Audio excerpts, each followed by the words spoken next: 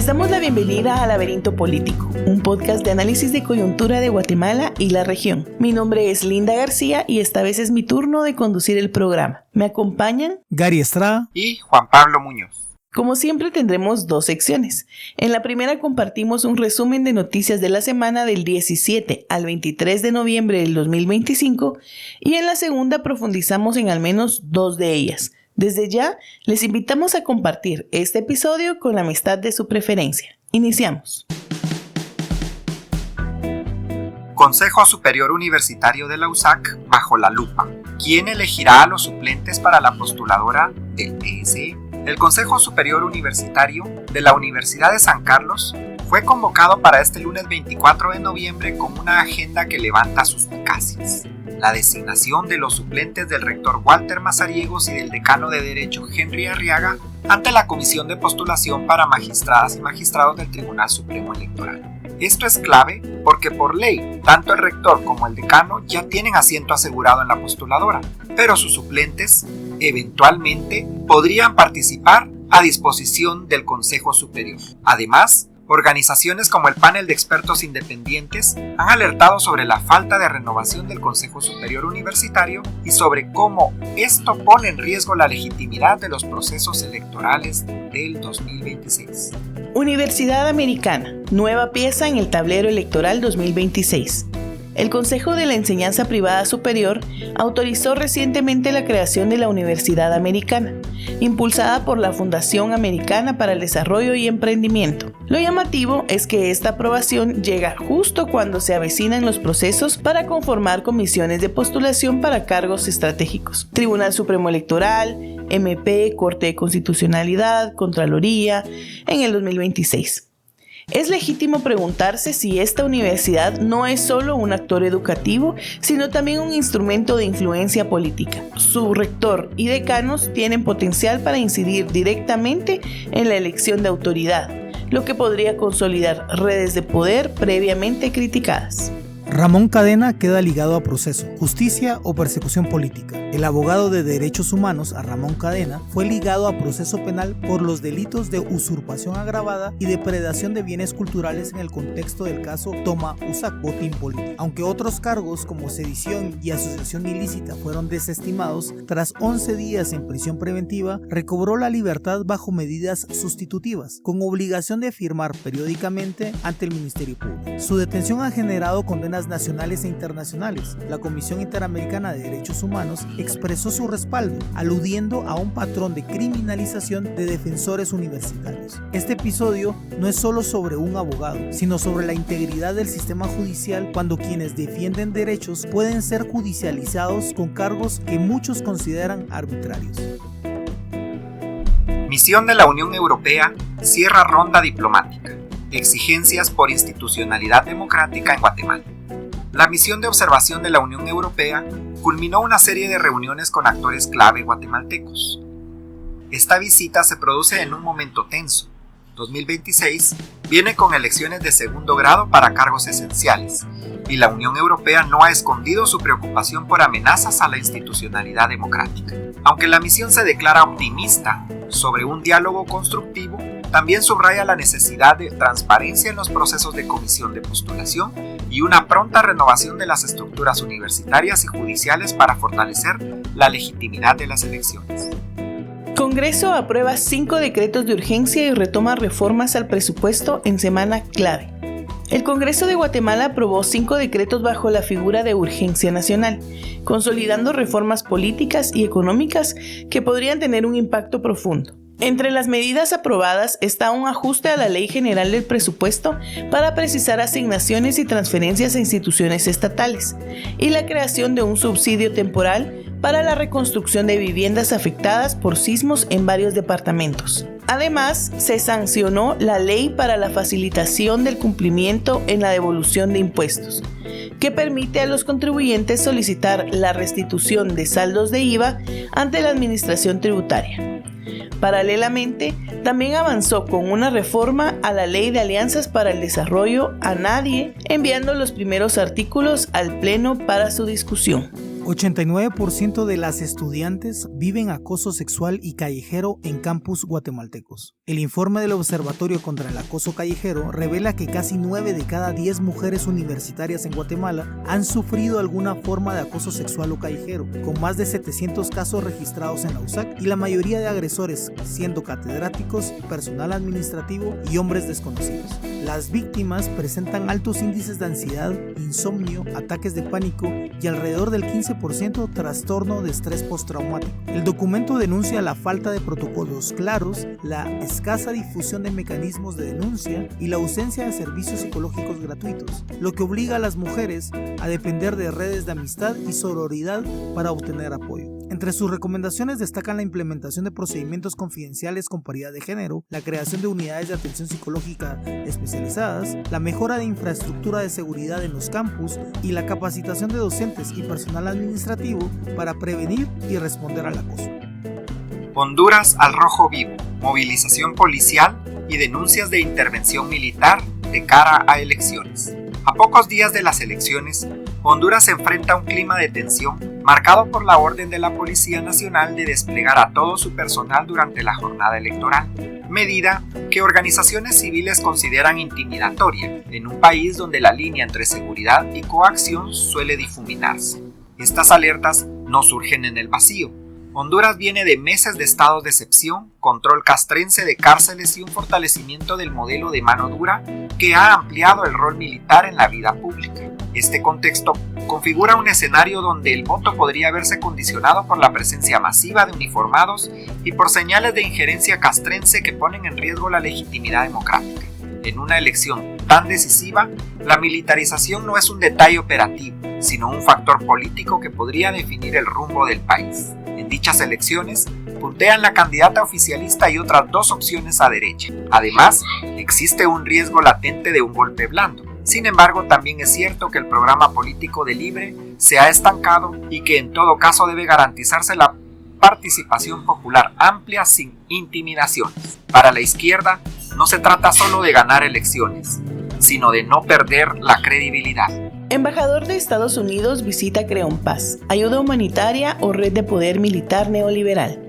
El embajador de Estados Unidos en Guatemala, Tobin Bradley, realizó una visita oficial a Cobán, Alta Verapaz, incluyendo la antigua base militar Creonpaz, ahora centro de entrenamiento. El recorrido incluyó supervisión de un ejercicio médico liderado por la Guardia Nacional de Arkansas, que ofreció atención primaria a más de 3,000 personas, así como reparaciones de equipo sanitario. Si bien es positivo el componente de salud comunitaria, no se puede ignorar que Creonpaz tiene una historia violenta. Fue escenario de graves violaciones a los derechos humanos durante el conflicto armado no internacional. Esta visita simboliza cómo el apoyo estadounidense a la seguridad y prosperidad en Guatemala sigue entrelazado con militarismo y estructuras de poder que legitiman su presencia y su influencia política y económica en zonas vulnerables. Alarma internacional. Muertes en centros de ICE despiertan presión legislativa. Legisladores de Estados Unidos han expresado su creciente preocupación por las muertes en un centro de detención de ICE, especialmente en aquellos que alojan migrantes guatemaltecos y centroamericanos. Organizaciones de derechos humanos señalan que estas muertes no son casos aislados, sino parte de una crisis crónica de negligencia, hacinamiento y falta de atención médica, que evidencia un sistema migratorio punitivo y deshumanizado. Es vital denunciar estas prácticas, no solo como una falla humanitaria, sino como parte de una política migratoria global que criminaliza la movilidad, especialmente de personas pobres y racializadas.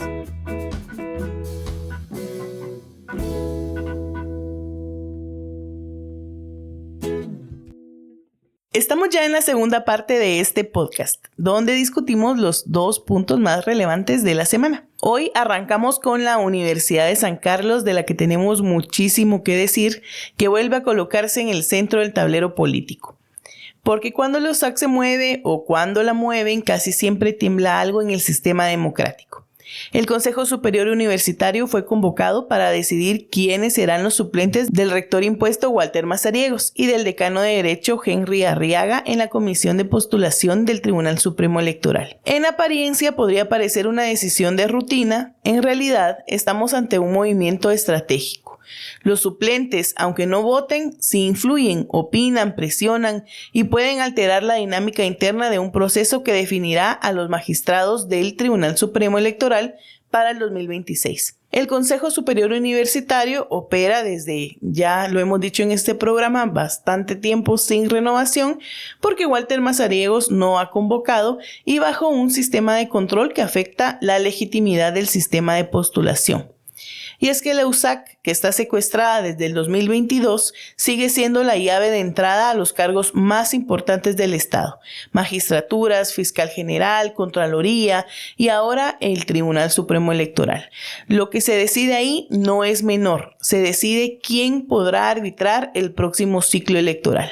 Vamos a iniciar entonces con este tema. ¿Será que esta designación es transparente? ¿Es una nueva estrategia o un nuevo capítulo de esta era oscura que vive la única universidad pública? Es de considerar que es el primer momento a las elecciones de segundo grado que hemos estado conversando con anterioridad. El Tribunal Supremo Electoral es básicamente el actor que va a regir las elecciones. Y esto es muy importante porque también implica la transición que va a tener Arévalo posteriormente. Recordemos que las comisiones de postulación funcionan como este ente colegiado, burocratizado de la dinámica guatemalteca, que en una lógica de participación más amplia lo que ha hecho es crear llaves y bloques de sectores de poder muy enraizados. Y lo peor es que ha pasado en la universidad pública. Creo que una discusión muy fuerte es qué pasó desde la Constitución Política del 85 y cómo se abrió la puerta a la universidad y a una serie de puestos que permitieron la cooptación del mismo. Esta degeneración de proceso de cooptación que se ha dado del espacio público guatemalteco hacia la Universidad de San Carlos ha hecho que se enquisten estas redes. Y como hemos dicho, el rector impuesto y el cuestionado decano tienen un rol muy importante dentro de esta comisión. ¿Cómo se va a conformar y si va a ser transparente? Yo lo dudo mucho. Lo que sí va a pasar es que nos va a dar un elemento de lectura de cómo están los actores políticos moviéndose. Estos ya tienen una silla. Hay que ver a quiénes le quieren dar la cancha. Sí, con relación al tema yo quisiera referirme a la comisión de postulación, ¿verdad? Integrada por 5 personas, de las cuales, como ya se mencionó, 2 tienen nombre y apellido, Mazariegos y Arriaga. Estamos a la espera de otras 3 nominaciones, el representante de los rectores y el de los decanos de las universidades privadas, y finalmente que el Colegio de Abogados también entre en elecciones a principios del mes de enero para el 5º integrante. Si esta comisión de alguna manera logra inclinarse hacia el lado de Mazariegos, creo que se pondría cuesta arriba todo este proceso, ¿verdad? Empezaríamos, digamos, por efecto dominó a tener una serie de negociaciones favorables al pacto de corruptos en las próximas comisiones que empiezan días después.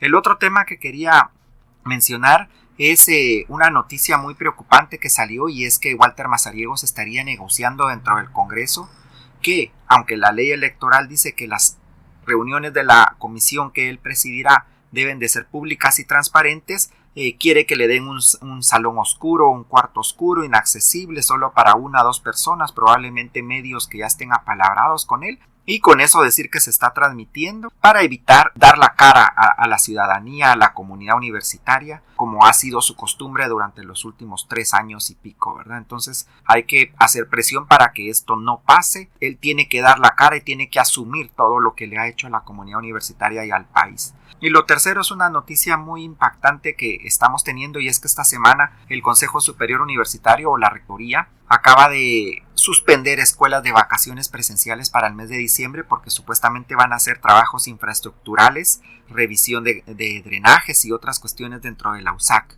Las sospechas, y muy fundadas, es que en enero no va a abrir a la presencialidad, va a empezar el semestre de forma virtual, porque con esto desmoviliza, ¿verdad? Aleja, dispersa, desorganiza a la comunidad universitaria para que no haya nadie que le esté cuestionando su comportamiento dentro de la comisión de postulación que va a presidir. Gracias, compañeros. Ya Juan Pablo hacía una invitación o un llamado a estar atentos y atentas. Mi pregunta es, ¿hay contrapesos dentro del Consejo Superior Universitario o habrá que promover más fuertemente movilizaciones estudiantiles o implicación estudiantil en esta designación? Y bueno, también ver si va a haber viabilidad de hacer eso o cómo creen qué creen que es lo que va a suceder en el caso que pues Walter Mazariegos tenga vía libre, considerando también que en esta época del año realmente quedan ya muy pocos estudiantes que estén al tanto, que estén atentos de lo que sucede en la universidad. Creo que dos aspectos. El primero es dentro de la universidad, y estamos hablando mucho de la universidad porque son 2 escaños en esta comisión de postulación del Tribunal Supremo Electoral, 2 asientos que ya tiene la universidad. Es altamente preocupante toda la dinámica de corrupción que está liderando un sujeto tan complejo como Walter Mazariegos. Creo que eso es importante señalarlo. Pero además, lo que nos lleva a pensar es cómo la universidad puede hacer presión hacia estos dos actores. Y creo que la primera línea que mencionaba Juan Pablo sin duda alguna es la movilización, y esa estrategia es la que ha utilizado precisamente Walter Mazariegos, de sostener una lógica de virtualidad para que no haya presencialidad y exigencia hacia sus propias autoridades. Una contradicción total de una universidad que debería ser popular. Pero la segunda, y creo que el aspecto más propio de la comisión de postulación, es cómo las universidades privadas y el corporativismo gremial de los abogados va a tener que generar una presión para poder garantizar un proceso democrático. En lo personal me preocupa la segunda. Los abogados y el gremio corporativo de los litigantes tiene un problema esencial, que es no estar necesariamente a favor de la democracia, sino de su propia corporación. Y aquí es donde las universidades privadas van a tener que generar este contrapeso. Esperemos que se pueda llegar a dar, pero como hemos visto en las noticias del día de hoy, hay nuevas universidades y nuevos actores para estas negociaciones sucias, ¿verdad? Sí, con relación a su pregunta, lo que decíamos, ¿verdad? Prácticamente dentro de una semana cierra la Universidad de San Carlos, la van a cerrar completamente con candados. Supuestamente, como se decía, van a hacer un túnel que va a comunicar hacia la Petapa, en la salida del periférico de la USAC hacia la Petapa. Eso no va a estar listo para enero. Esa va a ser la excusa para no abrir en enero, que no hay condiciones. Y entonces ya no va a dar tiempo a la comunidad universitaria a organizarse y movilizarse, al menos presencialmente. Y esto tiene otro efecto también, lo que pidió la OEA, lo que pidió el panel de personas expertas, lo que pidió la Unión Europea, y es que se renueven los cargos de representación universitaria dentro del Consejo Superior, porque ya no va a haber más elecciones, ¿verdad? A partir de este cierre que empieza el 1 de diciembre, solo se van a quedar en firme las que ya se realizaron, que son más o menos una decena, de las cuales muchas están en impasse. A los que ya ganó la oposición democrática nunca le dieron posesión del cargo, y finalmente se va a quedar así a medias, porque es un consejo que es actualmente controlado por Walter Mazariegos. Bueno, recordemos que esto forma parte de pues todo este entramado de elecciones de segundo grado que, como hemos dicho, vamos a darle seguimiento, y además que también, al tratarse de la USAC e incluso de un espacio público que hacen falta muchos en esta ciudad, pues es muy importante darle seguimiento en estos meses y en enero garantizar que pueda abrirse nuevamente la universidad o articularse de otras formas.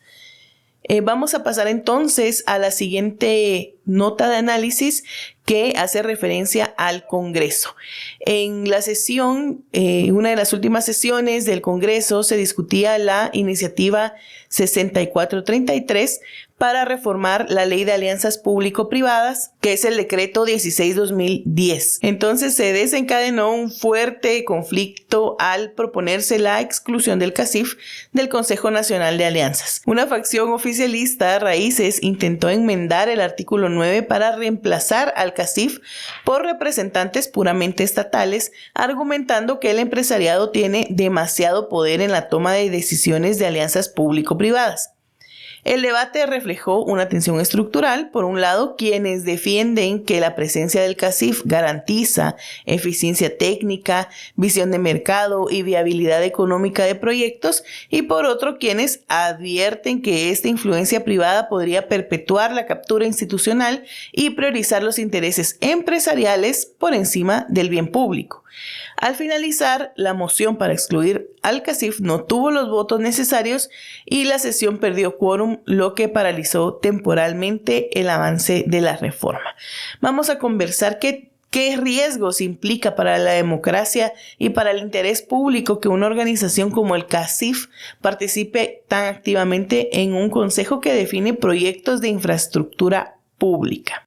Uno de los riesgos más claros es que la agenda de infraestructura pública se haga para el beneficio económico de las corporaciones empresariales. Eso es uno de los riesgos más evidentes, pero además no es que es un riesgo que vaya a venir, es un riesgo que ya tiene Guatemala. Es un riesgo porque hay una cooptación del sistema de infraestructura que maneja el Ministerio de Comunicaciones a partir de la licitación de obras públicas, donde hay un escaño del CACIF donde dice qué orientar y qué no hacer. Al contrario, ahora hay que básicamente pedir permiso y solo empresas privadas pueden hacerlo. Y ese es el riesgo que corre la alianza público-privada. Una alianza público-privada no es mala en el contexto capitalista de desarrollismo.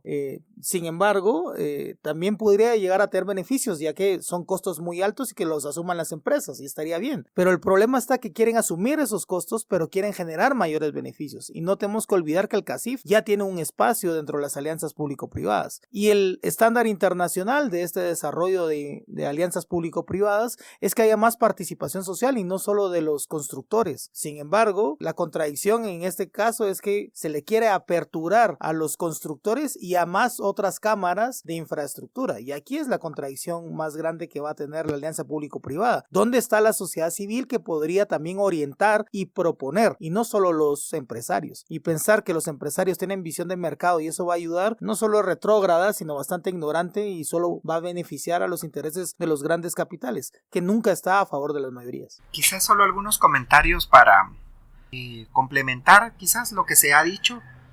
Uno es recordar aquel principio básico de ABC de economía política, de que el capital, en este caso el CACIF, el empresariado, aportan su capital para determinada empresa y contratan a los trabajadores, pero lo hacen porque es una necesidad, ¿verdad? Es un factor de la producción como ellos lo ven, aunque lo disfracen ideológicamente de colaboradores.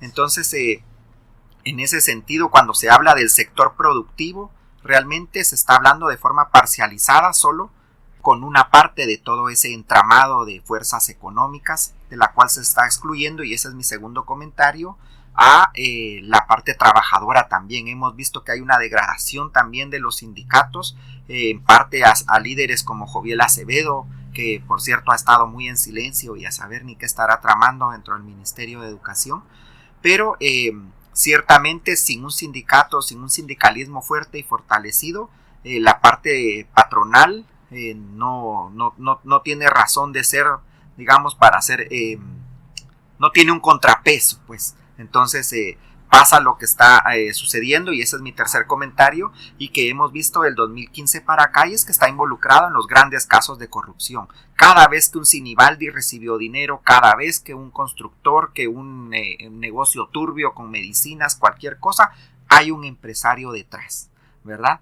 Y eso me lleva al cuarto y último comentario, que tiene que ver con las remesas, porque al final de cuentas el rubro más alto de ingresos para las familias viene de las y los trabajadores migrantes en los Estados Unidos, y todo ese multimillonario fondo que ingresa a Guatemala, ¿en qué termina gastándose? Si es para construir una casa, en cementos y hierro; si es para alimentación, en pollo y arroz; si es para distracción, en cerveza o en comidas rápidas, es decir, para esos parásitos del CACIF que quieren acumular más y más poder, y que en última instancia lo que hacen es terminarse llevando todos sus capitales afuera del país, y no lo aportan, no lo dejan aquí, no construyen. Yo solo quisiera aportar etc. también a esa idea que hay, que la privatización, el sector privado aporta a la transparencia y a la rendición de cuentas, cuando en la práctica hemos sido testigas y testigos de que eso no es así. Tenemos una larga lista de ejemplos de la cual podría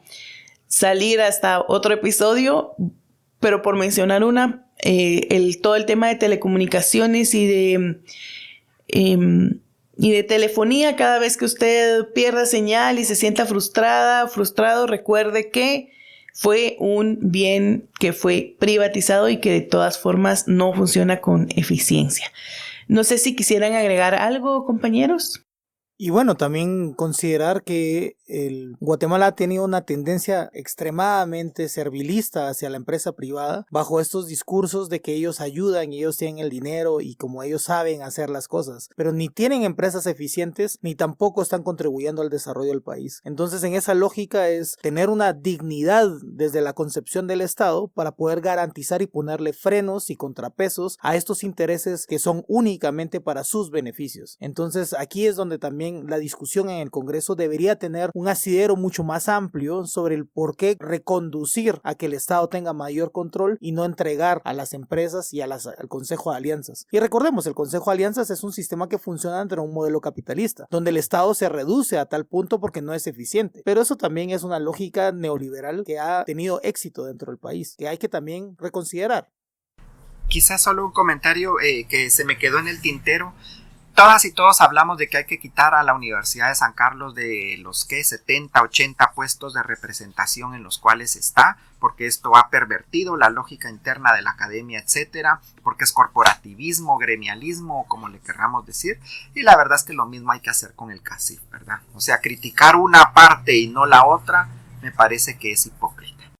Vamos a dar seguimiento, por supuesto, a estas reformas que quieren hacer del decreto y por supuesto también es nuestro deber como ciudadanía estar atentas a si se logra esta incorporación o no.